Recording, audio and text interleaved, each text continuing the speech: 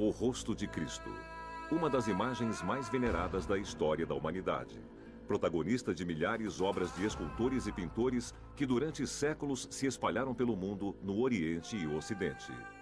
Traços regulares, cabelos longos caindo sobre os ombros, barba, bigode, olhos grandes e olhar nobre. Uma figura inconfundível que, mais do que qualquer outra, continua a ser discutida. Objeto de estudo para cientistas e pesquisadores que desde sempre se perguntam sobre sua importância histórica. Referência para milhões de fiéis que em suas preces buscam o rosto de seu Senhor. Mas que aparência tinha Jesus Cristo? Seria realmente a mesma figura adorada por séculos pelo cristianismo? Os evangelhos, livros que contam a vida, a pregação, a morte e a ressurreição de Cristo, o Redentor, não há menção sobre seu aspecto físico ou sobre características de sua face. Uma lacuna deixada pelos evangelistas, pois os biógrafos oficiais de Cristo nunca conheceram o protagonista dos fatos narrados por eles. Mas o transcreveram conforme passado pelas tradições orais, muitos anos após sua morte. Apenas João Evangelista, segundo algumas teses, poderia ser o apóstolo preferido de Jesus. Mas nem mesmo ele, que talvez o conhecesse diretamente, teve o cuidado de contar em seu testemunho escrito as características físicas do Senhor. Qual é então a origem daquele que todos, cristãos ou não cristãos, conhecem como o rosto de Cristo? E quanto corresponde à realidade? As imagens que temos de Cristo são bastante tardias em relação aos fatos históricos, pois os evangelhos não nos deixaram um retrato específico da aparência do Senhor quando estava na terra. Então não sabemos de fato como eram seus traços e como era sua face. Não encontrando nos evangelhos nenhuma descrição de Cristo, muitos pintores, escultores e estudiosos recorreram para suas obras a fontes apócrifas e às chamadas imagens aquerópitas.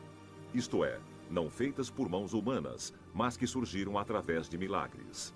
Entre essas, a mais conhecida é com certeza o sudário, conservado na Catedral de Turim e exibido aos fiéis apenas em raras ocasiões. Mas antes dele, por séculos, o cristianismo adorou uma outra relíquia, guardada em Roma, conhecida como Véu de Verônica. Um lenço que traz impresso os traços da face de Jesus e que é centro de um verdadeiro mistério histórico-teológico. Uma fascinante história de fé, intrigas de poder e reviravoltas.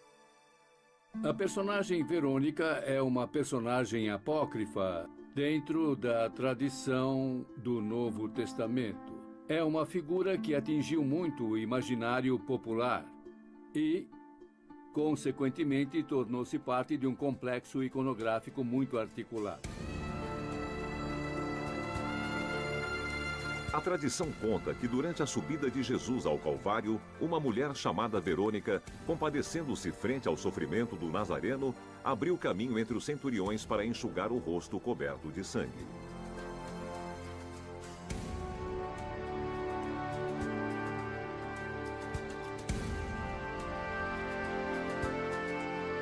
Se Verônica é uma personagem histórica ou uma figura simbólica, é um pouco difícil de dizer. Naturalmente, há escolas de pensamento e alguns a consideram um símbolo. Outros dizem que ela existiu de fato.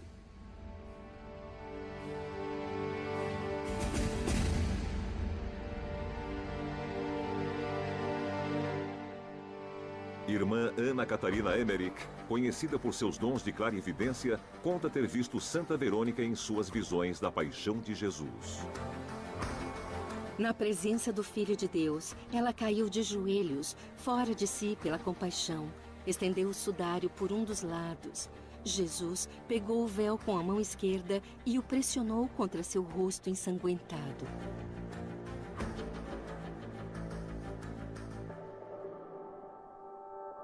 Aqueles que dizem que ela existiu de fato fazem referência a figuras presentes dentro da tradição do Novo Testamento. Especificamente a hemorroíça, uma mulher que tinha perda contínua de sangue nunca curada pelos médicos, que toca a roupa, a veste de Cristo e é curada milagrosamente. Cura-se e se torna então a portadora do rosto de Cristo através desse linho que chegará até Tibério. Isso para dar sentido, isto é, uma ponte histórica até a futura presença do véu em Roma. A partir do século XV, no Ocidente, Santa Verônica é adorada como símbolo do grupo das mulheres piedosas. Representada em tantas esculturas e pinturas, ela é a protagonista da sexta estação da Via Sacra.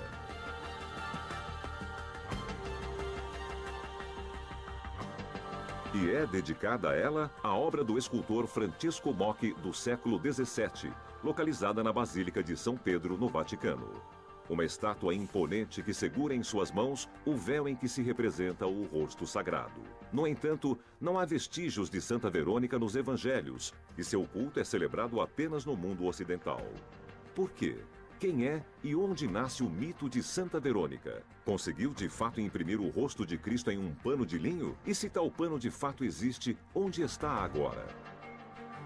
No Oriente, no mundo ortodoxo, a sexta estação da Via Sacra não existe. Verônica não existe, existe apenas no Ocidente. É uma imagem que não se encontra nos evangelhos, é completamente inventada, como a tradição apócrifa sempre fez. A tradição apócrifa teve a particularidade de criar as peças perdidas, os anéis perdidos, às vezes as estruturas perdidas, segundo a consciência popular presente nos textos canônicos.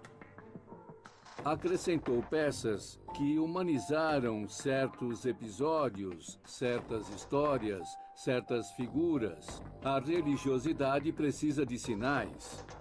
Deve tocar o que é santo. Não basta a palavra, não basta o pensamento, não basta a fé abstrata. A religiosidade vive de coisas, de sinais, de símbolos, e Verônica é um deles.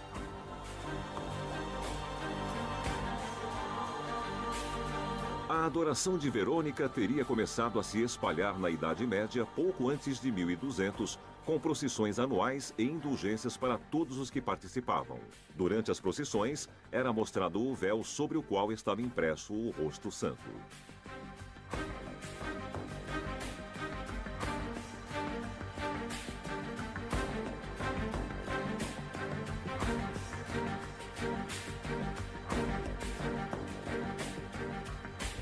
Papa Inocêncio levou em procissão a Roma e a imagem era visível de ambos os lados.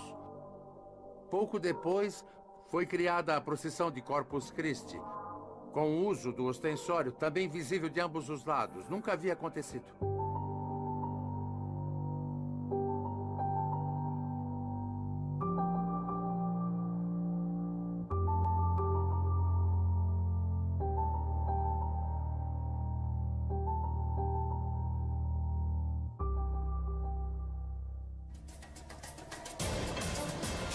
A partir do século XIV, o véu foi exposto à veneração pública, até a data do trágico saque de Roma, que é também o dia em que Verônica desaparecerá para sempre dos muros do Vaticano. Mas para tranquilizar os fiéis e não acabar com as lucrativas procissões após o furto, a igreja pôs em prática um refinado plano de desinformação, assegurando que a relíquia retornara. O problema surgiu quando a rainha Constança da Áustria enviou uma carta ao Vaticano, na qual pediu uma cópia da imagem.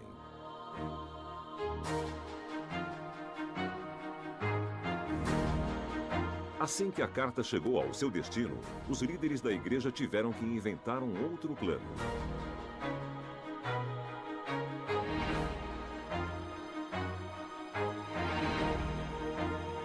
Foi Monsenhor Pietro Strozzi, secretário do Papa, que sugeriu ao pontífice criar secretamente um novo protótipo do véu.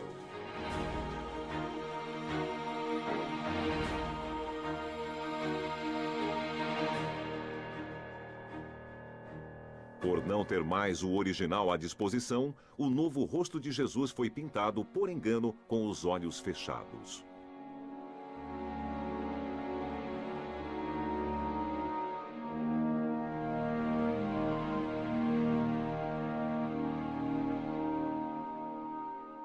Era uma cópia improvisada, não valia muito em termos artísticos. Era muito claro que aquilo era uma cópia improvisada com pouco valor artístico.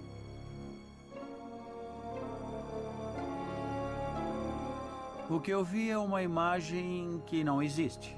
Parece um pouco um contrassenso, mas se trata de uma pintura evidentemente deteriorada, em que não é possível distinguir mais nenhum vestígio, nem de traços, nem de contornos, evidentemente.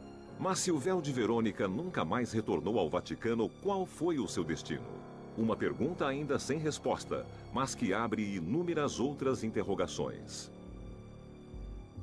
Enquanto a relíquia desaparecia em Roma durante o assalto dos Lanzichenecchi, em Manopello, uma cidadezinha na província de Pescara, aparecia um outro pano milagroso que, igualmente ao véu de Verônica, trazia impresso o rosto de Cristo.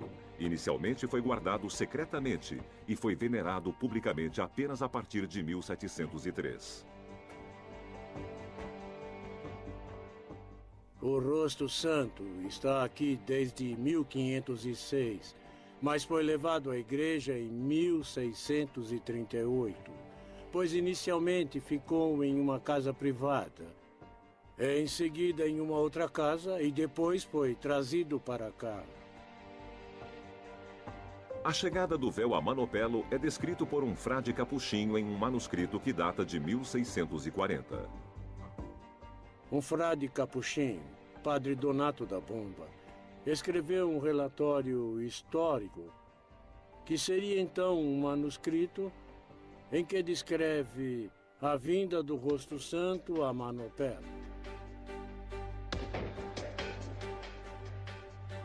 O documento conta que um peregrino chegou em Manopello em 1506, uma data simbólica por ser ligada à adoração de Verônica antes de seu desaparecimento. O viajante entregou a um médico um pacote e, quando o médico o abriu, ficou sem fôlego, mas não pôde agradecer ao peregrino que inexplicavelmente desaparecera.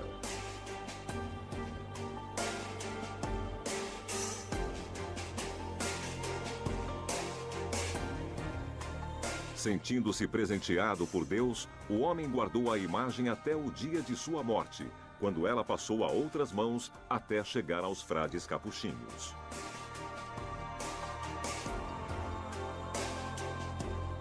O livro de Padre Donato da Bomba é de fato o primeiro a contar sobre essa presença em Manopello, e sobre o manuscrito foram levantadas várias dúvidas. Segundo as teses mais confiáveis, o documento, no qual realidade e ficção se entrelaçam cuidadosamente, teria servido apenas para legitimar a posse da relíquia pelos frades capuchinhos, uma ação preventiva contra quem pudesse reivindicar-lhe a propriedade. A relíquia havia então chegado ilegalmente a Manopello? Por qual motivo? E de quem havia sido tirada? Sabemos que por muitos anos o rosto santo foi completamente escondido dos visitantes, dos peregrinos, etc. O que também eu acredito que seja por um certo temor dos padres capuchinhos em relação a este objeto em particular.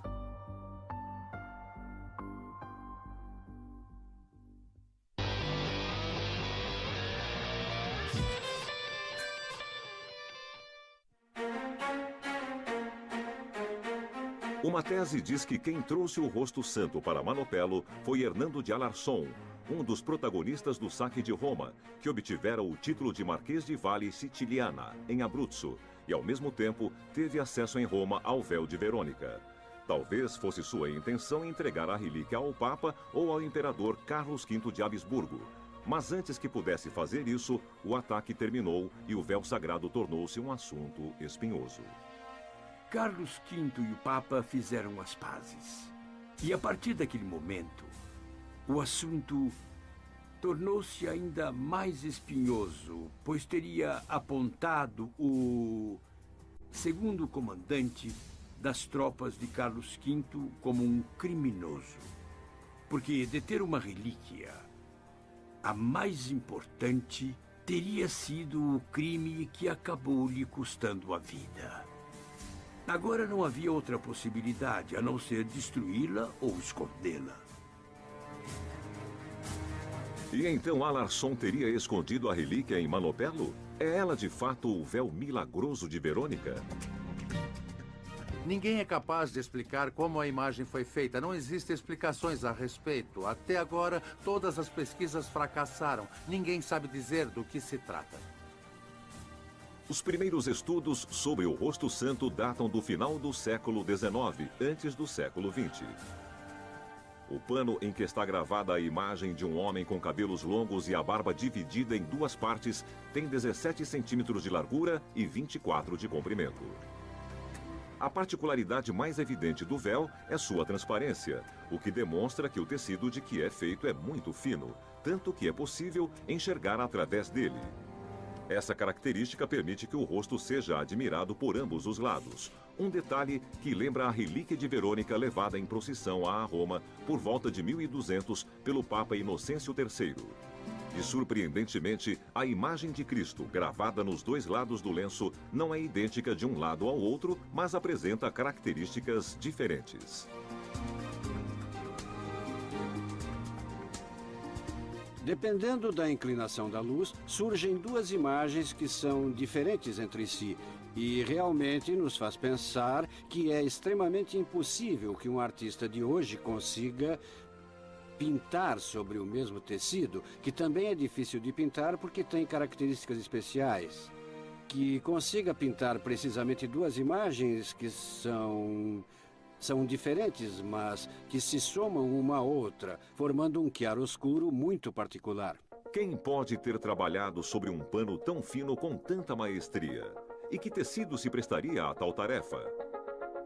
Não haviam hipóteses até aparecer a especialista em bisso, Chiara Vigo, que é praticamente a única especialista que existe hoje na Itália, que é capaz de trabalhar este tecido antiquíssimo com uma técnica que foi herdada. Ela é capaz de afirmar com toda certeza que se trata de bisso.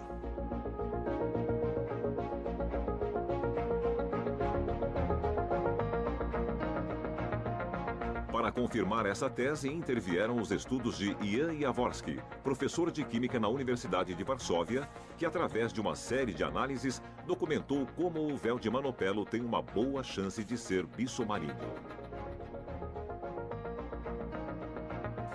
3 motivos por que deve ser bisso marinho. O bisso marinho é totalmente transparente. A imagem de Manopelo é totalmente transparente. É possível ler sem dificuldade um jornal a certa distância, a distância máxima em que ainda se pode ler, como se não existisse a imagem na frente. Segundo, apenas o bisso marinho se transforma em ouro sob o sol. Foi até chamado de ouro do mar. Nenhum outro tecido se transforma em ouro sob o sol.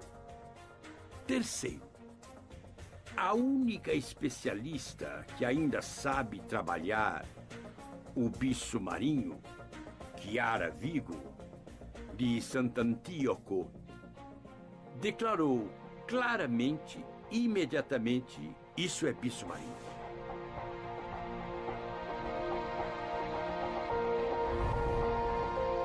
Chiara Vigo, de Sant'Antioco, na Sardenha, é especialista em bisso desde 1987. Uma fibra natural produzida pelo maior bivalve do Mediterrâneo, a Pinna nobilis. Ela emite por seu orifício uma borra que, em contato com a água do mar, se solidifica e se torna seda.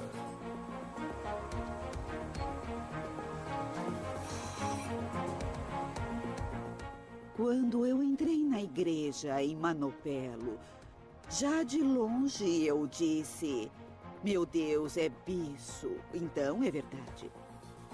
Porque nos relatos da minha avó, antes do juramento da água, minha avó me dizia: você tem que memorizar o livro sagrado, porque não se pode tecer este pano sem conhecer a Bíblia. Porque dentro da Bíblia estão as informações de que um especialista em bisso precisa.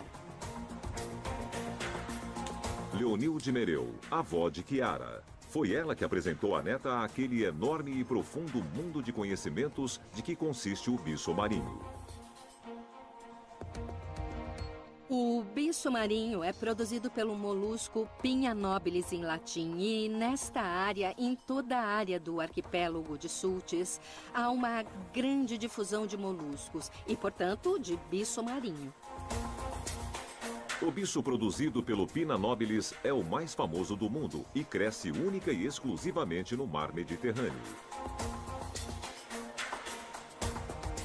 A fibra do bicho, quando é secretada, este tufo praticamente se vê uma cauda de fios marrons que não parece nunca que, uma vez trabalhada, limpa e dessalinizada, possa se transformar quase num fio de ouro. Uma fibra muito interessante, pois demonstrou ter qualidades inigualáveis do ponto de vista comercial e têxtil. Por exemplo, é resistente a fogo e a ácidos. Isso do ponto de vista puramente funcional. Na realidade, depois há toda uma história que vem do sagrado, das citações no Evangelho, no Alcorão e mesmo nos Evangelhos apócrifos que o tornam especial num outro sentido. As Sagradas Escrituras falam do bicho marinho, uma seda real, também usada nos templos de Jesus e tecida apenas por pessoas com características precisas, escolhidas entre as mulheres das aldeias. O bicho pertenceu a Salomão, a rainha Écuba, a Nefertari, a Ramsés I, a Ramsés II. Mas quem é que fazia as roupas do faraó? As roupas do faraó eram feitas pelas mulheres do templo, que teciam algo sagrado. Não podiam tecer algo profano.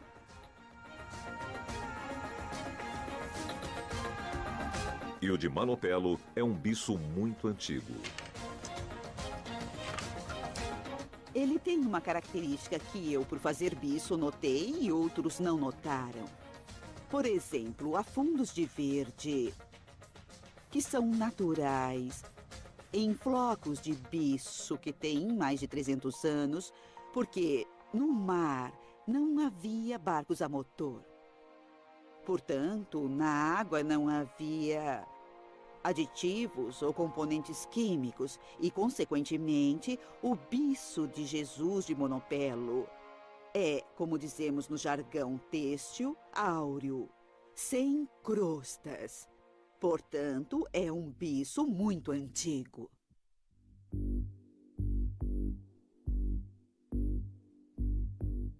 Um material macio, a fibra mais leve da cadeia produtiva e, ao mesmo tempo, é não perecível e resistente a qualquer agente externo, incluindo a pintura.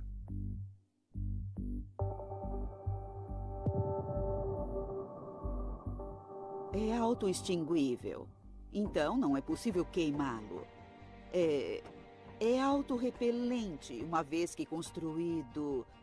Isto é, se fizermos uma tintura à água, descobriremos que ela aparentemente pode ser vista. Então, após alguns minutos, o desenho desaparece, porque o bicho o faz sumir, come o bicho, como dizemos, por isso desaparece. O véu de Manopelo, se feito de bicho, não poderia, portanto, ter sido pintado. A imagem que traz impressa então aparecera de outra forma, talvez através de um milagre? Mas o bicho marinho é apenas uma das particularidades do pano. Notamos então que a imagem que se vê frontalmente se vê também por trás. A imagem que se vê lateralmente se vê apenas lateralmente com luz rasante. Portanto, são coisas muito estranhas. E por que então esse artista faria uma coisa tão complexa? Esta também é uma pergunta, porque deveria haver laboratórios e admitamos que esses laboratórios pudessem fazê-lo. Para conseguir o quê? Uma imagem que se pode ver como qualquer quadro. A imagem de Manopelo foi submetida a diversas tipologias de análise, que, entre outras coisas, excluíram a existência sobre o tecido de aglutinantes pictóricos, como óleos ou ceras. esses estudos ainda não nos levaram a uma conclusão, a não ser a de que se encontram frente a um objeto quase inexplicável. De onde vem então o rosto santo de Manopelo? Pertence às chamadas imagens aquirópitas? E por que aparece em uma vila abruzense enquanto em Roma se perdiam os rastros do véu de Verônica?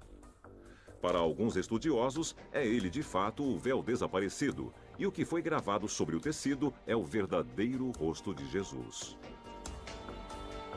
Encontrei o rosto santo de Manopelo no final de uma estrada, porque com a minha vocação estava concentrada na pessoa de Cristo. Irmã Blandina Pascalis, estudiosa do sudário e da iconografia, passa a conhecer o rosto santo de Manopelo em 1977. Ao falar sobre ele pela primeira vez, uma irmã da Ordem das Trapistas aconselha-lhe a ler um artigo sobre o assunto. Então peguei o jornal, li esse artigo. Era um artigo aqui do Santuário do Rosto Santo de Manopelo. Falava de todas essas peculiaridades do véu, da transparência, que se pode realmente ler um jornal através dele, que ele muda, os dois lados são quase iguais.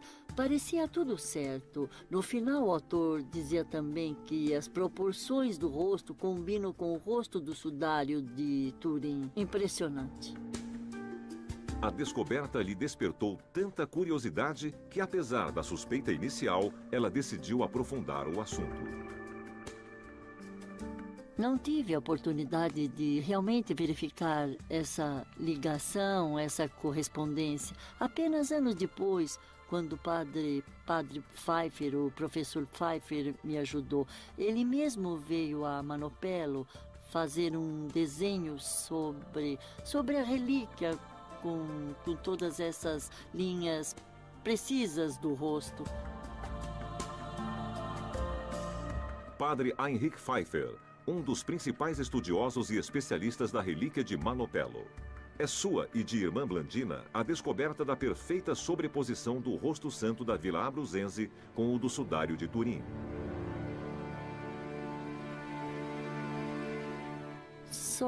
Somente quando vi surgir este único rosto desses dois rostos completamente diferentes, colocados um sobre o outro. Um único rosto. Isso é uma coisa que nos faz tremer. É algo que nos atinge substancialmente.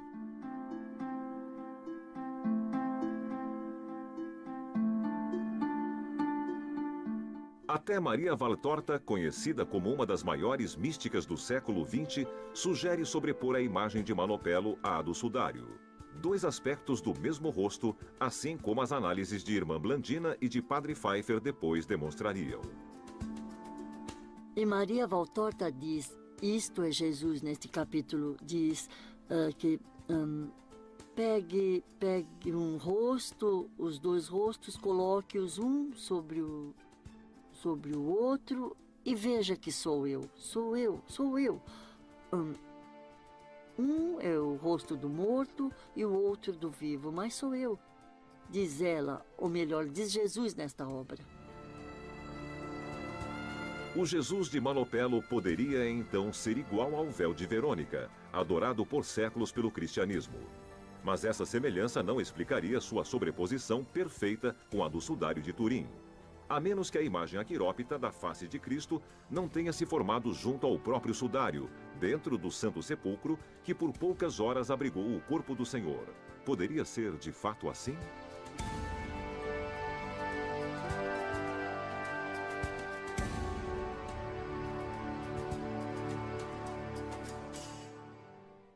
O rosto santo que está em Manopelo, na minha opinião, poderia ser o sudário que estava no túmulo de Jesus. Quando cheguei em Manopelo, imediatamente tive uma sensação diferente. Disse imediatamente, esta é Verônica. Finalmente a encontramos. E essa é toda a história a ser contada, pois para mim isto está claro. Uma história que começa no Santo Sepulcro com a estupefação de Simão, Pedro e João, os dois apóstolos que, avisados por Maria Madalena, correm até o túmulo de Cristo e o encontram vazio.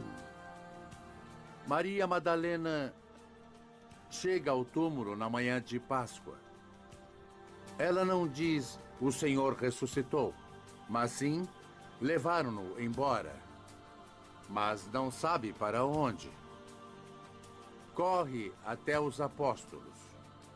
No túmulo, no pequeno túmulo, recolhem as mortalhas e as levam rapidamente ao cenáculo na sala da última ceia. Naquela mesma noite, narram os evangelhos, Jesus ressuscitado apareceu no meio deles. Atravessou as portas que os apóstolos, por medo dos judeus, haviam trancado.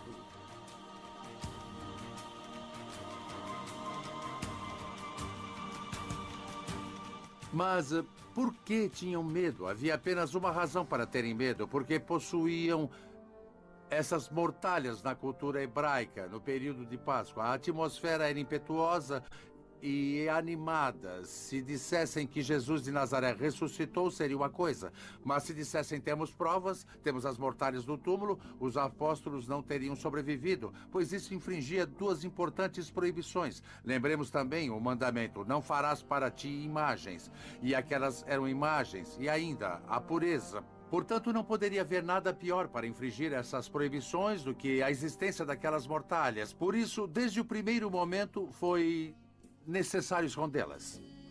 A partir desse momento, daqueles panos fúnebres, evidências diretas da paixão, da morte e do desaparecimento do suposto corpo de Cristo, temos apenas vestígios. Milagrosas relíquias retratando o seu rosto aparecem em diversos lugares. Lendas, histórias, pinturas que criam uma ponte misteriosa entre o Oriente e o Ocidente.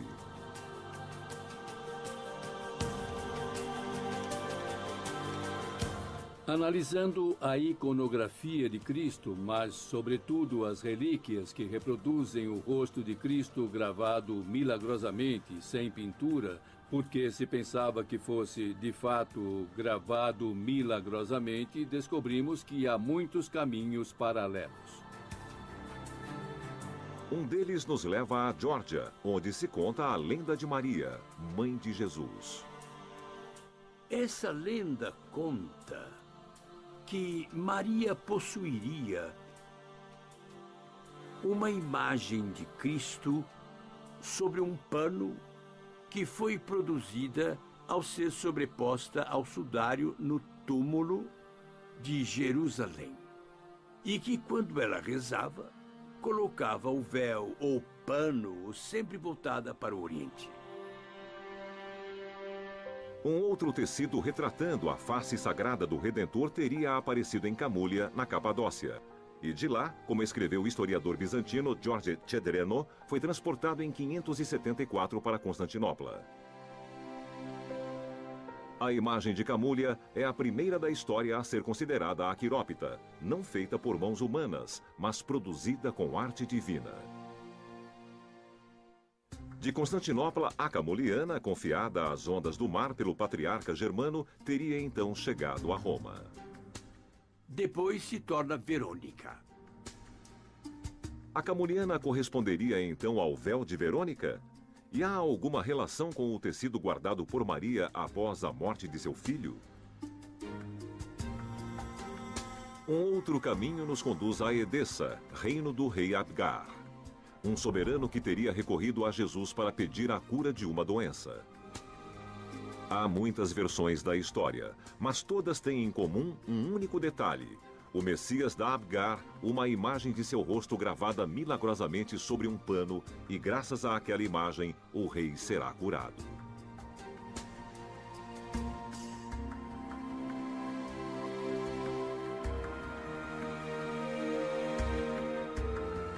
E esse pano com a imagem milagrosa é, de alguma forma, digamos, o elemento que tira da cabeça o apócrifo, a lenda, para entrar na história. E é a primeira passagem. Presume-se que que o rosto que Abgar possuía fosse o Mandilion, venerado em Edessa. O Mandilion de Edessa, uma relíquia que a partir do século VI influenciou muito a tradição pictórica, transformando-se em um tipo de arquétipo para as representações iconográficas de Cristo. Inicialmente acreditava-se que o Mandilion fosse um pano que, assim como a camuliana, trazia gravado o rosto do Senhor.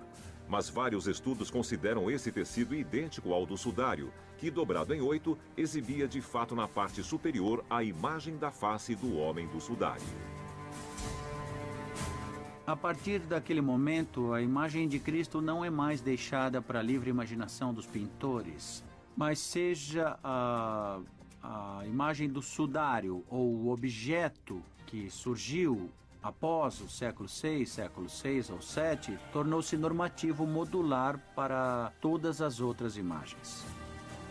Como a do Pantocrator, presente nos mosaicos em Constantinopla e nas áreas permeadas pela cultura bizantina. A imagem de Cristo Pantocrator é muito semelhante àquela do homem do sudário. Quem a pintou conhecer então a relíquia sagrada? E o Mandilion, talvez a imagem inspiradora do próprio Pantocrator, que relação tinha com o pano que, segundo a tradição, envolveu o corpo de Jesus após a crucificação? Segundo uma variante da história do rei Abgar, o precioso pano teria sido trazido ao monarca doente por São Judas Tadeu, e muito tempo após a morte do rei, teria sido de fato dobrado em 8 e escondido pelos seguidores do cristianismo, na época perseguidos. Dobrando o sudário dessa maneira 8 vezes, fica visível precisamente a área do rosto e todas as antigas representações a partir do IV século que nos mostram o rosto de Cristo muito semelhante ao do sudário. Não temos provas de que o pintor, o iconógrafo que pintou a obra no Monte Sinai, tenha visto o rosto do sudário de Turim também, porque não se sabe, mas é possível. É uma das tantas hipóteses também, porque são estranhamente semelhantes. O pintor não pode ter inventado algo, ele deve ter visto alguma coisa. Isso sim. Segundo algumas reconstruções históricas, o Mandilion ou mortalha dobrada foi posteriormente levado a Constantinopla. E em 1204, durante o pontificado do Papa Inocêncio III, em Constantinopla, irrompem os cruzados. Durante 3 dias fazem os piores saques e no despojo da guerra acaba-se talvez até mesmo o sudário do qual se perde o rastro. Em 1204, a mortalha desaparece e reaparece na França. Cerca de 150 anos depois, em meados do século XIV, por volta de 1353, nas mãos de um cavaleiro cruzado que a expõe e cuja mulher era de fato descendente do cruzado, dono da região de Blaquerna, onde o sudário estava em Constantinopla em 1204. Uma outra pista interessante diz que a mortalha sagrada teria sido mantida por um período pelos cavaleiros templários. Há um rosto interessante, venerado pelos templários, que foi descoberto em Templecombe, na Inglaterra, que se parece muito com o sudário, tem 145 pontos de sobreposição. E um dos últimos cavaleiros templários que morreu na fogueira, em 1314, se chamava Geoffroy de Cherny e era parente do primeiro proprietário, Geoffroy de Cherny, que em 1353 disse possuir o sudário.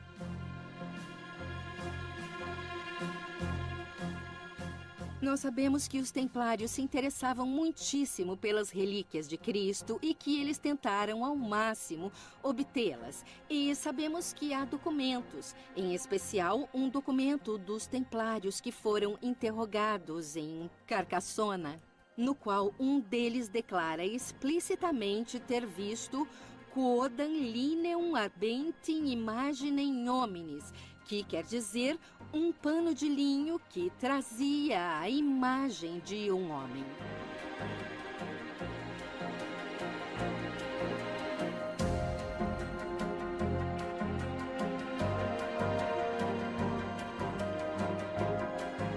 A neta de Geoffroy de Cherny, o primeiro proprietário oficial na França, dá o sudário ao Savoia, praticamente 100 anos depois, em 1453. E o Savoy o mantém primeiro em Chambéry, em seu castelo, em uma capela que foi construída especialmente para ele. Então, em 1578, é levado a Turim. Os cavaleiros templários poderiam, então, por um período, ter tido a custódia do sudário, o que teria terminado em França, em Chambéry, mantido na Sainte-Chapelle do Castelo do Savoia.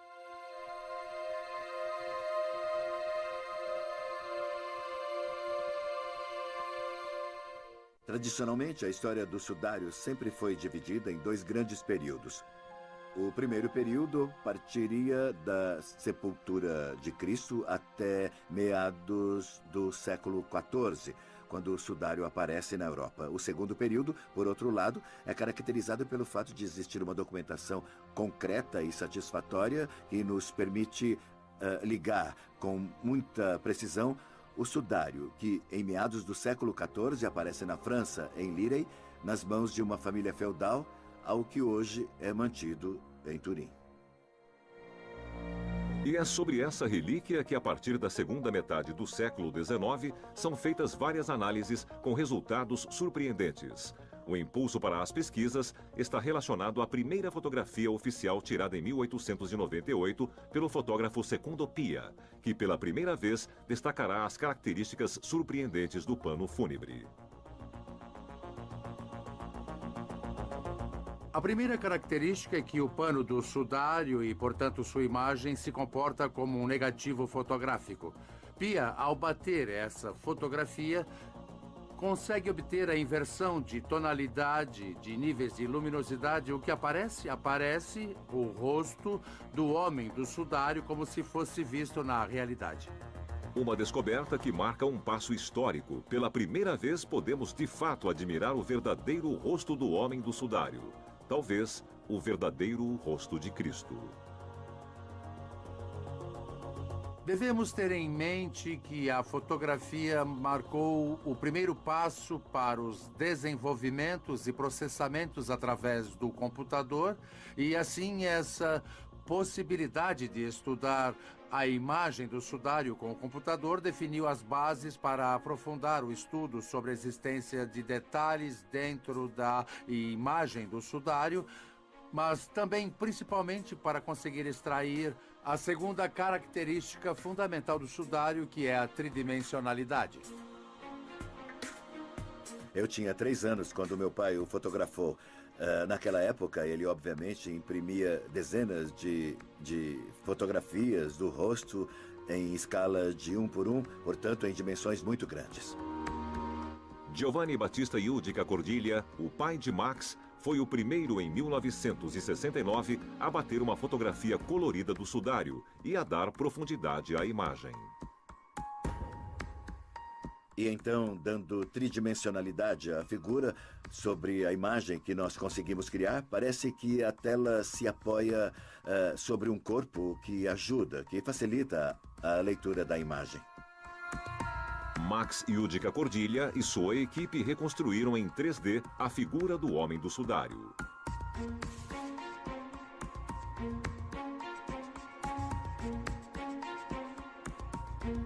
Assim como o professor Nello Balossino, que, como eles, estudou a tridimensionalidade do sudário. O resultado final é este que vem. O resultado do rosto do homem do sudário com as feridas limpas. Nota-se um leve borrão, mas quem trabalha com processamento de imagens sabe que borrões são sempre relacionados a um filtro passa-baixo. Assim, eliminou todas as imperfeições. Elimina as imperfeições, elimina o ruído, mas também resulta em um leve borrão. Ao vê-lo em sua tridimensionalidade, o rosto do homem do sudário corresponde efetivamente à mais antiga tradição iconográfica. Quem teria imaginado que, após 2000 anos, poderíamos ver a face de Cristo? Que Cristo tivesse, por assim dizer, inventado a fotografia antes de nossos dias para nos dar até hoje a oportunidade de ver seu rosto, assim como seus contemporâneos puderam ver. E é o mesmo rosto esculpido por Luigi Enzo Mattei, autor do Homem do Sudário, que trabalhou na criação secretamente em seu estúdio por 19 meses.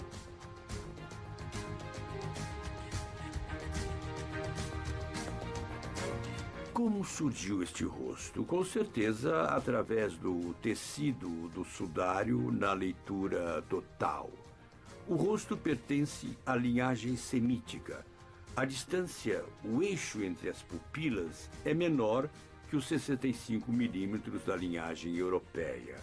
Tem o nariz alongado, o bigode, a barba arrancada mais curta do lado direito.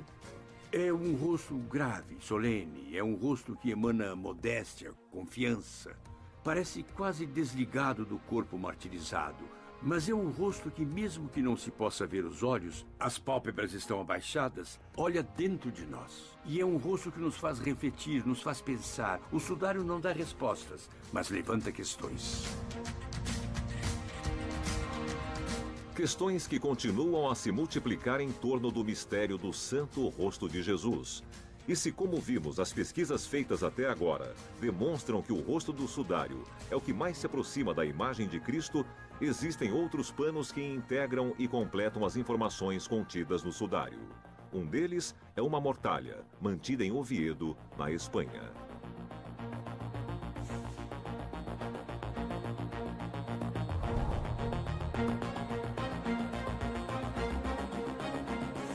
Um achado que está relacionado ao sudário de Turim é o sudário de Oviedo.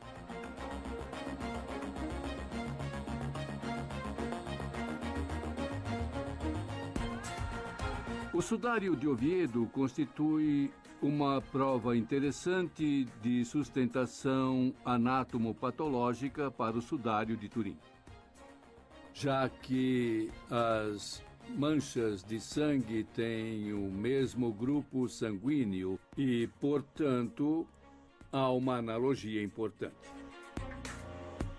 Na antiguidade, o sudário era o pano usado para envolver o rosto dos cadáveres logo após a morte, para poder transportá-los até o túmulo. O santo sudário que cobriu a cabeça do Senhor enquanto desciam da cruz está em Oviedo desde o século IX. Em nossa hipótese, está claro que o sudário era usado certamente antes do sepultamento definitivo. Cobria, portanto, a cabeça do cadáver do momento da morte até o momento em que era sepultado. O sudário de Oviedo é uma tela relativamente pequena. Mede cerca de 83 por 53 centímetros. O suficiente para envolver a cabeça de um homem. Sobre o tecido, não há vestígio de um rosto, apenas manchas de sangue. É interessante que as manchas de sangue coincidam com as que vemos no sudário de Turim. E, portanto, a existência do sudário de Oviedo foi explicada como um pano para cobrir o rosto do crucificado, no momento em que foi retirado da cruz para ser levado ao sepulcro para cobrir o rosto desfigurado. E para completar a tese sobre as extraordinárias coincidências entre o sudário de Oviedo e o sudário de Turim, interveio mais uma vez a irmã Blandina Pascalis Schlomer. Foi ela que, após ter sobreposto o véu de Manopelo sobre o sudário de Turim, colocou sobre ambos as marcas de sangue do sudário de Oviedo, pegando emprestado uma pesquisa feita antes por outros estudiosos. Esse trabalho não é meu. Peguei apenas essa sobreposição que eles elaboraram para o sudário de Turim e de Oviedo. O fluxo de sangue coincide com o rosto de Manopelo. Uma descoberta surpreendente. O sudário de Turim, o rosto de Manopelo, o sudário de Oviedo. 3 relíquias milagrosas em torno das quais giram as principais histórias e lendas do cristianismo. 3 relíquias para um único rosto? O verdadeiro rosto de Jesus Cristo? Ele mostra como foi esse momento. E o sudário de Turim mostra a situação do corpo morto. Talvez um instante antes que sua alma retornasse da sua ressurreição. É como se esse véu mostrasse seu primeiro olhar.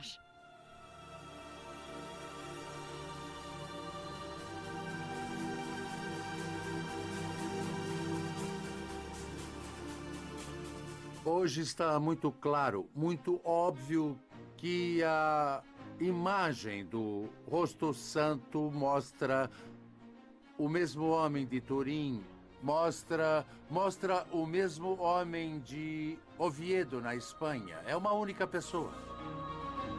Estamos então diante de sofisticadas fotografias do rosto de Cristo? Imagens tridimensionais que de um passado distante chegam até nós para trazer uma mensagem? A prova da ressurreição do corpo de Jesus? Seu quinto e último evangelho? As perguntas continuam em aberto. O certo é que as imagens de Manopelo, de Oviedo e de Turim são mais uma prova para os que creem e um enorme desafio para a ciência. E ainda há muito para descobrir.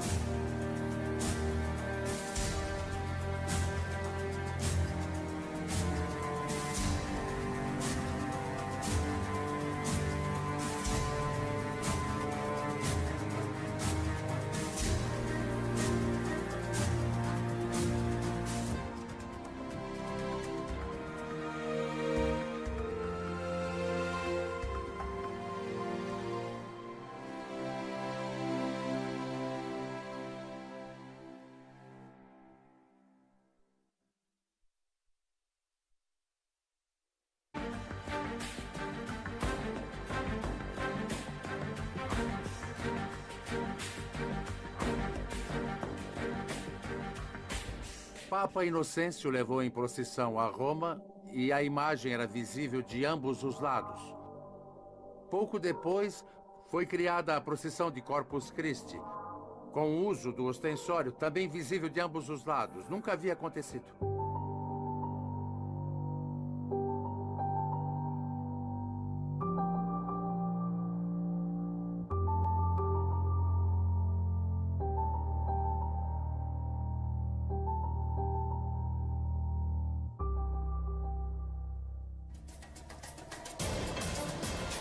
A partir do século XIV, o véu foi exposto à veneração pública, até a data do trágico saque de Roma, que é também o dia em que Verônica desaparecerá para sempre dos muros do Vaticano. Mas para tranquilizar os fiéis e não acabar com as lucrativas procissões após o furto, a igreja pôs em prática um refinado plano de desinformação, assegurando que a relíquia retornara. O problema surgiu quando a rainha Constança da Áustria enviou uma carta ao Vaticano, na qual pediu uma cópia da imagem.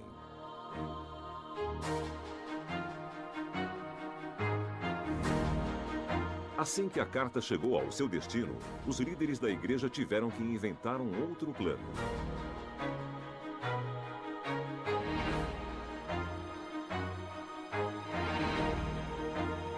Foi Monsenhor Pietro Strozzi, secretário do Papa, que sugeriu ao pontífice criar secretamente um novo protótipo do véu.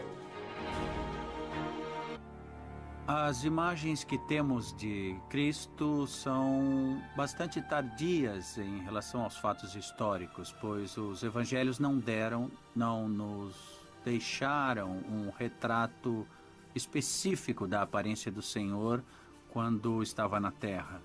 Então, não sabemos, de fato, como eram seus traços e como era sua face.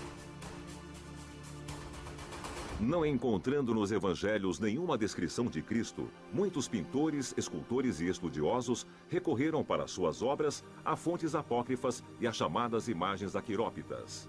Isto é, não feitas por mãos humanas, mas que surgiram através de milagres. Entre essas, a mais conhecida é com certeza o sudário, conservado na Catedral de Turim e exibido aos fiéis apenas em raras ocasiões.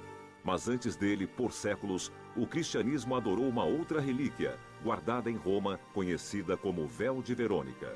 Um lenço que traz impresso os traços da face de Jesus e que é centro de um verdadeiro mistério histórico-teológico.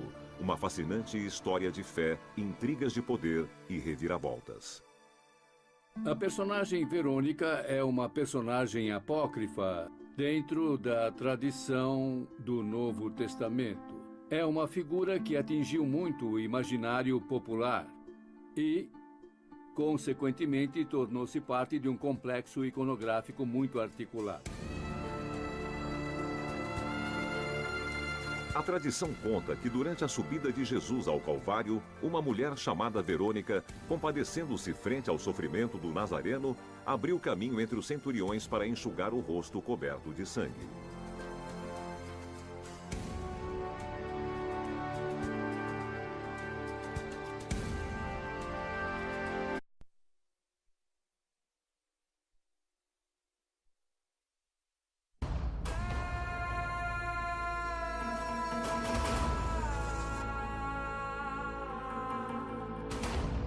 O rosto de Cristo, uma das imagens mais veneradas da história da humanidade.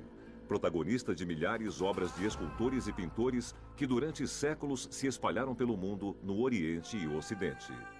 Traços regulares, cabelos longos caindo sobre os ombros, barba, bigode, olhos grandes e olhar nobre.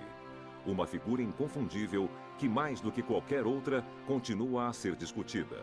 Objeto de estudo para cientistas e pesquisadores que desde sempre se perguntam sobre sua importância histórica. Referência para milhões de fiéis que em suas preces buscam o rosto de seu Senhor. Mas que aparência tinha Jesus Cristo? Seria realmente a mesma figura adorada por séculos pelo cristianismo? Nos evangelhos, livros que contam a vida, a pregação, a morte e a ressurreição de Cristo, o Redentor, não há menção sobre seu aspecto físico ou sobre características de sua face. Uma lacuna deixada pelos evangelistas, pois os biógrafos oficiais de Cristo nunca conheceram o protagonista dos fatos narrados por eles.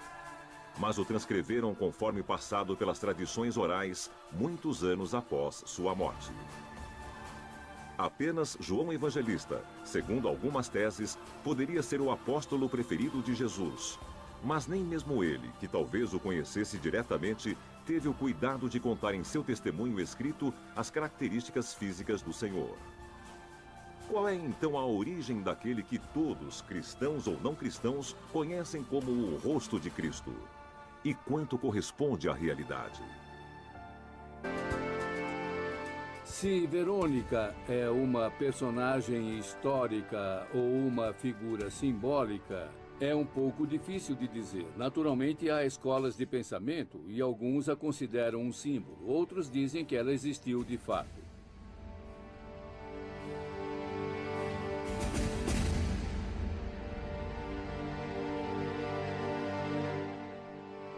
Irmã Ana Catarina Emmerich, conhecida por seus dons de clarividência, conta ter visto Santa Verônica em suas visões da paixão de Jesus. Na presença do Filho de Deus, ela caiu de joelhos, fora de si pela compaixão. Estendeu o sudário por um dos lados. Jesus pegou o véu com a mão esquerda e o pressionou contra seu rosto ensanguentado.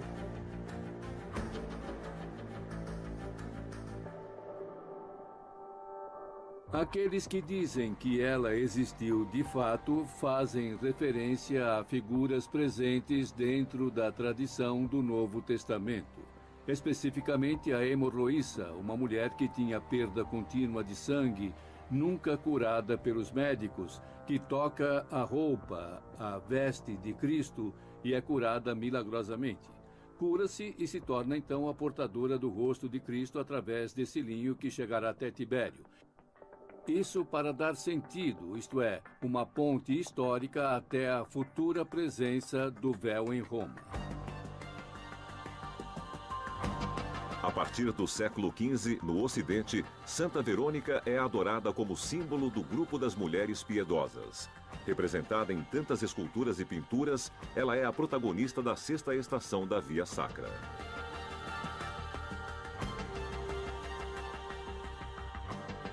E é dedicada a ela a obra do escultor Francesco Mocchi do século XVII, localizada na Basílica de São Pedro, no Vaticano. Uma estátua imponente que segura em suas mãos o véu em que se representa o rosto sagrado. No entanto, não há vestígios de Santa Verônica nos evangelhos, e seu culto é celebrado apenas no mundo ocidental. Por quê? Quem é e onde nasce o mito de Santa Verônica? Conseguiu de fato imprimir o rosto de Cristo em um pano de linho? E se tal pano de fato existe, onde está agora? No Oriente, no mundo ortodoxo, a sexta estação da Via Sacra não existe. Verônica não existe, existe apenas no Ocidente. É uma imagem que não se encontra nos evangelhos, é completamente inventada, como a tradição apócrifa sempre fez. A tradição apócrifa teve a particularidade de criar as peças perdidas, os anéis perdidos, às vezes as estruturas perdidas, segundo a consciência popular presente nos textos canônicos. Acrescentou peças que humanizaram certos episódios, certas histórias, certas figuras. A religiosidade precisa de sinais. Deve tocar o que é santo. Não basta a palavra, não basta o pensamento, não basta a fé abstrata. A religiosidade vive de coisas, de sinais, de símbolos, e Verônica é um deles.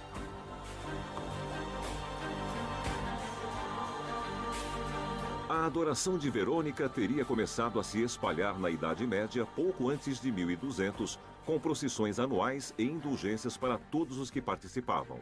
Durante as procissões, era mostrado o véu sobre o qual estava impresso o rosto santo.